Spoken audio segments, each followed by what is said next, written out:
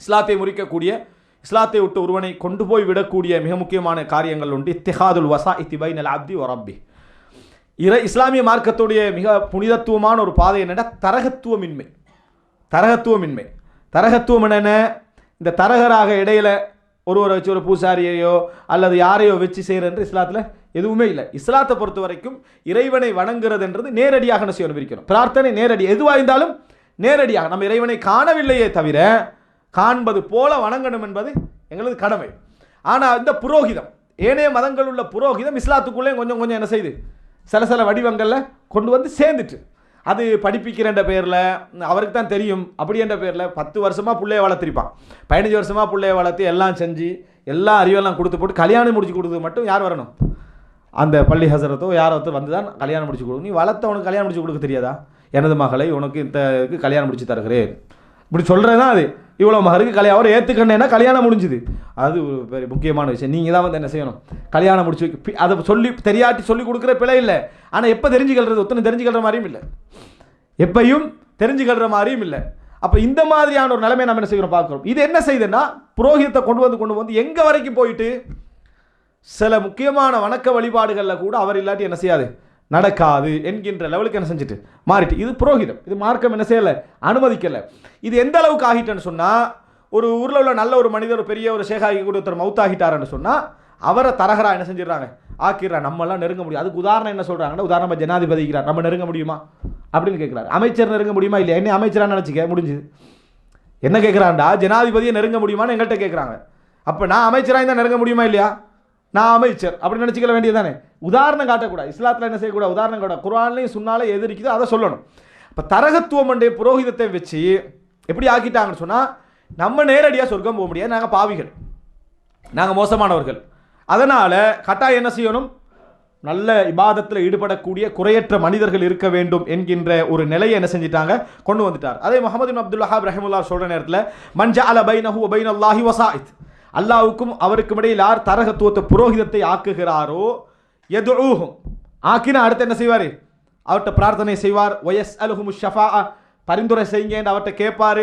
வயதவக்கலு அலைஹிம், நீங்கள் தான் பொறுப்பு அப்படி என்று சொல்லுவார். அப்படி செய்தால் கஃபர இஜ்மாஅன், இஸ்லாமிய அறிஞர்களுடைய ஏகோபித்துவ முடிவின் அடிப்படையில் அவர் காஃபிராகி விடுகிறார். இதில் எந்த முரண்பாடும் என்னது இல்லை. ஆனால் இன்றைக்கு நீங்கள் பார்க்கலாம், நேர்ச்சை நதிர் கந்தூரி என்ன செய்யும் நடக்கும். நேர்ச்சை கந்தூரி என்றாலே நேர்ச்சை தான். அதில் பிரதானம் என்ன சொல்லுங்க, ஒரு கந்தூரி நடந்தால் பிரதானம் என்ன சொல்லுங்க, முழுமையாக அந்த தர்கால உள்ளவரை ஷஃபாஅத்து தேடுறது தான், அவர்கிட்ட உதவி தேடுறது தான், அவரை வசீத்தாக, அவரை வந்து புரோகிதராக வச்சு அவர்கிட்ட எல்லாம் கேட்கறது தான் கந்தூரியுடைய அர்த்தம். அந்த நாளைக்கு என்ன செய்வாங்கன்னா, தூரத்தில் உள்ள நாகூர் தர்காவில் ஒரு கந்தூரி நடக்குதுன்னு வைங்க, தூரத்தில் உள்ள மக்கள்லாம் அந்த கந்தூரி டேட்டை வந்து நேர்ச்சி வச்சிருப்பாங்க. இந்த நாளில் நான் அவருக்கு என்ன செய்ய, ஒரு குர்பானி அறுத்து கொடுப்பேன், இந்த நாளில் எனக்கு அவர் என்ன அது எந்த நோய் குணமாகணும் நான் கேட்பேன். இப்படி அது இது குழந்தை இல்லாதவங்க அது இல்லாத எல்லாருமே வசீத். யார் இதுக்கு? அவர் யார்கிட்ட கேட்குறாரு? அவர் அல்லாட்ட தான் கேட்பாரா? யார்? இந்த கபரில் உள்ளவர் அல்லாட்ட தான் கேட்பாரு. ஆனால் உலகத்தில் உள்ள லட்ச மக்களுடைய தேவைகளை யார் உள்வாங்கிறாரு? அவர் உள்வாங்கிறார். யார்? இந்த கபரில் உள்ளவர் உள்வாங்கிறார். அப்போ இது வந்து ஒரு மிகப்பெரிய குஃபர், இஸ்லாத்துடைய பார்வையில் மிகப்பெரிய குஃபர். இப்போ அல்லாஹு தாலா வந்து சூரா, அதாவது யூனுஸ்ல சொல்லி காட்டுகிறான். எப்படின்னு சொன்னால் 106வது வசனம், வலா தத்உ மின் தூனில்லாஹி மா லா யன்ஃபஉக். அல்லாஹு தாலாவுடைய கட்டளை என்னன்னா, உங்களுக்கு பிரயோஜனம் தராதவர்களிடத்தில் நீங்கள் பிரார்த்தனை செய்ய வேண்டாம். பிரயோஜனம் தராதவர்களிடத்தில் பிரார்த்தனை செய்ய வேண்டாம். வலா யதுர்ருக், உங்களுக்கு தீங்கு செய்ய முடியாதவரிடத்தில் நீங்கள் பிரார்த்தனை செய்ய வேண்டாம். ஃபைன் ஃபால்த ஃபைன்னகிதன் மினத் தாலிமின், நீங்கள் செய்தீங்கன்னா நீங்கள் அநியாயக்காரர்கள் ஒருவர். இப்போ அவரால் ஏதாவது பிரயோஜனம் தர முடியுமா? கபரில் இருந்து கண்டு அவரால் ஏதாவது பிரயோஜனம் தர முடியுமானா கன்ஃபார்மாக தர முடியாதுன்னு எல்லாருக்கும் பகுத்தறிவு சொல்லுது. எல்லாருக்கும் பகுத்தறிவு சொல்லுது. அப்போ அப்படி இருந்து நம்ம என்ன செய்கிறோம், அதாவது அவர்கிட்ட போய் கேட்குறோம், அவர்கிட்ட போய் என்ன செய்கிறோம், அதாவது நன்மையை கேட்குறோம், தீங்க சொல்லி என்ன செய்கிறோம், இந்த மாதிரி எல்லா விஷயத்தையும் நம்ம என்ன செய்கிறோம், அவர்கிட்ட போய் கேட்குறோம். அவரால் எதுவும் செய்ய முடியாது, இருந்தும் கூட அந்த இடத்துல போய் என்ன செய்கிறாங்க, இதை செய்கிறாங்கன்னு சொன்ன. எந்த அளவுக்குன்னா, பேர் வைக்கிறது கூட குழந்தைய கொண்டு போய் தர்காட மேல் என்ன செய்வாங்க, போட்டு வச்சு பேர் வைப்பாங்க. அன்றைக்கு அந்த அங்கே உள்ளவர் ஏதாவது உளம்பி விடுறதான் பேர். அவர் என்ன பேர் வச்சு, நாகூர் பிச்சைன்னு பேர் வச்சாலும் என்ன செய்யறது, நாகூர் பிச்சை வச்சாச்சு. அப்போ இந்த மாதிரியான ஒரு லெவலுக்கு என்னது, அல்லாஹ் பிச்சை, நாகூர் பிச்சை, இந்த மாதிரி வைக்கிறது அவன் அந்த சொல்கிறது தான் பேர். அன்றைக்கு சொல்கிறது தான் பேர் என்ற அளவுக்கு, தவாஃபு செய்கிற அளவுக்கு, உப்பு நேர்ந்து எண்ணெய் நேர்ந்து இந்த மாதிரி அளவுக்கு வாராங்கன்னு சொன்னால் என்ன காரணம்? யார் வசீத் இதுக்கு? இவர்தான் இறைவனிடத்தில் என்ன செய்வார். இப்போ இன்றைக்கு பகிரங்கமாகவே மக்களுக்கு மத்தியில் உரை நிகழ்த்த உங்களுக்கு இலங்கையிலிருந்து வந்த ஒரு சகோதரருடைய உரை என்னென்னா, நாளை மறுமையில் வந்து மக்கள் எல்லாம் அமளி துமளியில் ஓடிக்கொண்டிருக்கிற நேரத்தில் இந்த ஒவ்வொரு அவுலியாக்கிட்ட பேரே சொல்லி சொல்கிறாரு. அதாவது முஹிதீன் அப்துல் காதிர் ஜிலானி வருவார், அதே போல் ஷாஹுல் ஹமீது அவர் வருவார். இவங்கெல்லாம் வந்து என்ன செய்வாங்கன்னா ஒரு என்வலப் தருவாங்களா, ஒரு என்வலப் தருவாங்களா. அது என்ன அப்படின்னு பார்த்தீங்கன்னு சொன்னால், அதை திறந்து பார்த்தீங்கன்னா பாருங்கள், இதெல்லாம் வந்து நீங்கள் உலகத்தில் செஞ்ச செலவாத்துகள், எங்கள் மீது செஞ்ச செலவாத்துகள், இதெல்லாத்தையும் நாங்கள் அப்படியே சேவ் பண்ணி இதில் வச்சுக்கிறோம். இதில் எங்களுக்கு எந்த பெரிய யூஸும் இல்லை, நாங்கள் இருக்கிற இடம் பெரிய இடம் அப்படி சொல்லுவாங்களா அவங்க, பார்த்துக்கங்க சரியா. அவங்க நாங்கள் இருக்கிற லெவலே வேறு.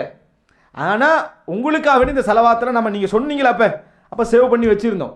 இப்போ இதை கொடுத்தா அதை கொண்டு போய் போட்டால் எல்லா தீமைகளையும் தட்டிச்சு இது அங்கே மேலுக்கு பாஞ்சிருமணி என்னது சொல்கிறாரு. இந்த மாதிரியான நம்பிக்கை என்வலப்பில் போட்டு கொண்டு வரான அளவு கூட பார்த்துங்க என்ன மாதிரி நினச்சிக்கிறாங்க மறுமையேண்டு. அப்போ இந்த செலவாத்தெல்லாம் யாருக்கு செஞ்சதெல்லாம் முஹிதீன் அப்துல் காதிர் ஜிலானிக்கு, நாகூர் தர்கா இதுக்கு செஞ்சது நாளை மறுமையில் வந்து என்ன செய்யும், இது உங்களுக்கு பெரிய ஒரு உதவியாக வந்து முடியும்னா. அப்போ மக்கள்கிட்ட எவ்வளோ பெரிய இந்த ஷஃபாஅத்து சிந்தனையை கொண்டு போய் சேர்த்திக்கிறாங்க. அதாவது நீங்கள் வேண்டியது செய்யுங்க, செலவாத்துக்களாவது ஓதிடுங்க, ஒரு கொஞ்சம் குர்ஆன் கத்தும் பண்ணிடுங்க, கொஞ்சம் குர்பானிகளை கொடுத்துருவோம், நேர்ச்சை செஞ்சுருவோம் கபருக்கு, அவங்க பார்த்துக்குள்ளுவோம் மற்ற எல்லாத்தையும். அதுக்கப்புறம் நீங்கள் ஆட வேண்டிய ஆட்டமெல்லாம் என்ன செய்யலாம், ஆடிக்கலாம், அவங்க தான் காப்பாற்ற போகிறாங்களே. இந்த பரிந்துரை உணர்வு உங்களுக்கு பார்க்கலாம். பெரிய பெரிய பிஸ்னஸ் மேலே நாட்டில் அணி எல்லா அநியாயமும் செய்வான், ஆனால் புள்ள ஹாஃபிதாக இருப்பான். ஏன்னு சொன்னால் ஹாஃபில் 70 பேருக்கு என்ன செய்வான், நரகத்திலிருந்து விடுதலை செய்வார் என்ற ஒரு நம்பிக்கையை வளர்த்து விட்டிக்கிறாங்க. பிள்ளை அப்படி எதுவும் இல்லை. ஹாஃபில் யாருக்கு சபாத்து செய்கிறதாக எந்த ஹதீஸும் இல்லை, சஹீஹான ஹதீஸுகள். ஆனால் ஹிஃபுல் செய்கிறது சிறந்தது, ஆனால் ஷஃபாத்து செய்கிறன்னு ஹதீஸ்கள் இல்லை. ஆனால் இதை வச்சு என்ன செய்யறான்னா அவர் எல்லா ஆட்டம் ஆடிடுறது. நரகத்துலேருந்து தானே காப்பாற்ற போகிறான். ஹாஃபில் எதிர்ந்து காப்பாற்ற போகிறான், நரகத்துலேருந்து. அப்போ நரகத்துக்கு போகிறோம் என்ன செய்வான், பாவம் செய்வான். அப்போ கன்ஃபார்மாக நான் என்ன பாவம் செஞ்சாலும் என்ன மகன் முதலாக என்ன யாரை காப்பாற்றுவான், என்னத்தான் காப்பாற்றுவான். இப்படியான நம்பிக்கையெல்லாம் இந்த ஷஃபாத்து சிந்தனை, அதாவது இவர்கள் மறுமையில பரிந்துரை செய்வார்கள் என்கின்ற அந்த சிந்தனை வளர்த்து விட்டிருப்பதை நம்ம என்ன செய்கிறோம் பார்க்கிறோம். ஆனால் அல்லாஹ் குர்ஆன்ல சொல்லி காட்டுறான். அதாவது சூரா ஃபாத்திர் 13-14 வசனத்தில் வல்லதீன ததுஊன மின் தூனிஹி மா யம்லிகூன மின் கித்மீர். அதாவது நீங்கள் அல்லாஹ் அல்லாமல் பிரார்த்தித்துக் கொண்டிருக்கிறீர்களே, அவர்கள் வந்து எந்த ஒன்றையும் உங்களுக்கு என்ன செய்ய முடியாது, உதவிட முடியாது. இன் ததுஊஹும் லா யஸ்மஉ துஆஅக்கும், நீங்க பிரார்த்தித்தாலும் கேட்க மாட்டாங்க.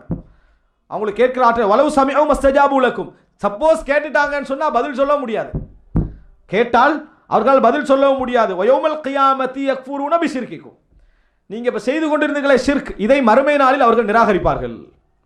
அல்லாஹ் எப்படி சொல்றா, இதை மறுமை நாளில் நீங்கள் இப்போ செய்து கொண்டிருந்த ஷிர்க்கை அல்லாஹ் இதுக்கு எங்களுக்கு எந்த சம்பந்தம் இல்லைன்னு என்ன செய்வார்கள், நிராகரிப்பார்கள் என்று அல்லாஹு தஆலா சூரா ஃபாத்திர் 13-14 வசனத்தில் என்ன செய்கிறான் சொல்லி காட்டுவதை நம்ம பார்க்கிறோம்.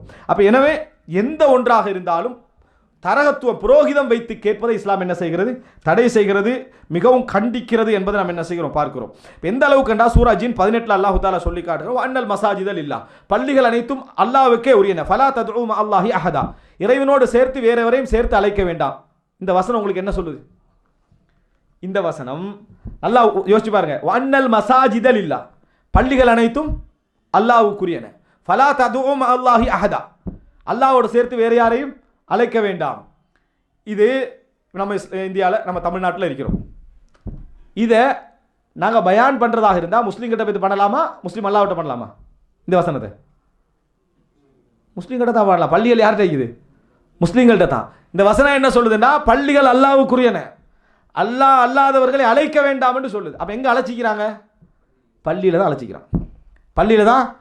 கோயில்கள் அனைத்தும் அல்லாஹ்வுக்குரியன சொல்லுது, பள்ளிகள் அனைத்தும் அல்லாஹ்வுக்குரியன, அதிலே அல்லாஹ்வோடு சேர்த்து யாரையும் அழைக்க வேண்டாம்டா. இந்த வசனம் இறங்குற நேரத்தில் எங்கே அழைச்சிக்கிறாங்க, பள்ளிக்குள்ளே வச்சு தான் அழைச்சிக்கிறாங்க.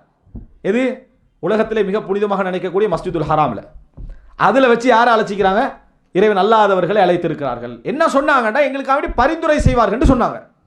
ஷுஃபா, அவர்கள் இறைவனிடத்தில் எங்களுக்காக வேண்டி பரிந்துரை செய்வார்கள் என்று சொன்னார்கள். இந்த வசனம் என்ன செய்து சொல்றதை பார்க்கிறோம், சூரா ஜின் 18வது வசனம். அப்போ எனவே இது இஸ்லாத்தை முறிக்கக்கூடிய அம்சம். எது, தரகராக ஆக்குறது. எதை கேட்டாலும் அல்லாஹ்விடத்தில் தான் என்ன செய்யணும், நம்ம கேட்கணும்.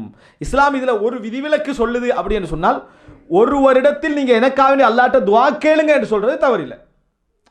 ஒருவர்கிட்ட நீங்கள் எனக்காக அல்லாஹ்ட்ட என்ன செய்யுங்க, நாங்கள் நல்ல ஒரு மனிதராக பார்க்குறோம், உயிர் வாழ்ந்து கொண்டிருக்கிறாரு, அவர்கிட்ட சொல்கிறோம் ஹரமுக்கு போகிறீங்க துஆ கேளுங்க, அரஃபால் உட்காருறீங்க துஆ கேளுங்க அப்படின்னு சொல்லலாமே தவிர, நீங்கள் தான் எப்படியா எனக்கு எல்லாம் பார்த்து செஞ்சு தரணும் அவர்கிட்ட என்ன செஞ்சிடக்கூடாது, கேட்டக்கூடாது. அவர்கிட்ட அல்லாஹ்ட்ட கேட்குமாறு என்ன செய்யலாம் சொல்லலாம், அதுவும் உயிரோடு உள்ளவற்றை.